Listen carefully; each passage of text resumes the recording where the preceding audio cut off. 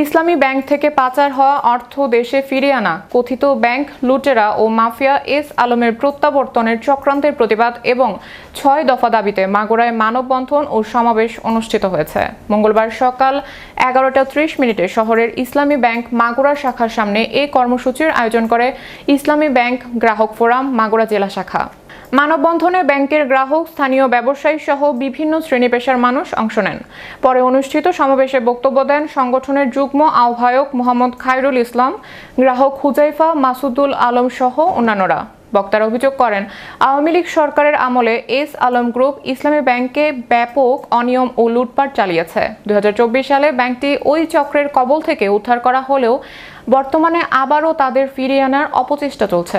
একই সঙ্গে ব্যাংকের স্বাভাবিক কার্যক্রমে বিভিন্ন হস্তক্ষেপ করা হচ্ছে বলেও তারা অভিযোগ করেন। সমাবেশ থেকে ৬ দফা দাবি উত্থাপন করা হয়। দাবিগুলোর মধ্যে রয়েছে ইসলামী ব্যাংকের ব্যবস্থাপনা পরিচালক মোহাম্মদ ওমর ফারুক খানকে স্বপদে পুনর্বহাল, এএমডি কামাল উদ্দিন জসিমকে বহিষ্কার, চেয়ারম্যান ডক্টর জুবাইদুর রহমানের পদত্যাগ, ইসলামী ব্যাংকিং ব্যবস্থা ধ্বংসের ষড়যন্ত্র বন্ধ এবং ব্যাংকের উপর গভর্নরের অবৈধ হস্তক্ষেপ বন্ধ করা। এছাড়া ব্যাংকের গ্রাহকদের আস্থা পুনরুদ্ধারের দ্রুত কার্যকর পদক্ষেপ গ্রহণ এবং এস আলমকে দেশে ফিরিয়ে এনে বিচারের আওতায় আনার দাবিও জানানো হয়। বক্তারা বলেন, ইসলামী ব্যাংক রক্ষায় সবাইকে ঐক্যবদ্ধ হতে হবে।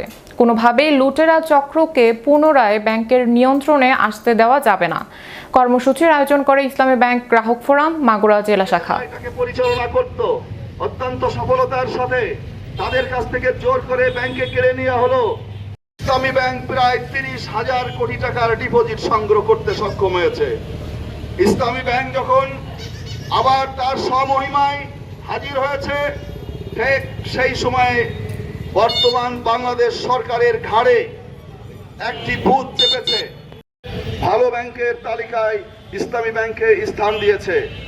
সেই ব্যাংকে লুটপাট করে এস আলম প্রশাসনের নাকের ডগায়, এই ফ্যাসিস্ট সরকারের নাকের ডগায় যে টাকাগুলো নিয়ে গেল, আমাদের দাবি হলো এস আলমকে গ্রেফতার করতে হবে।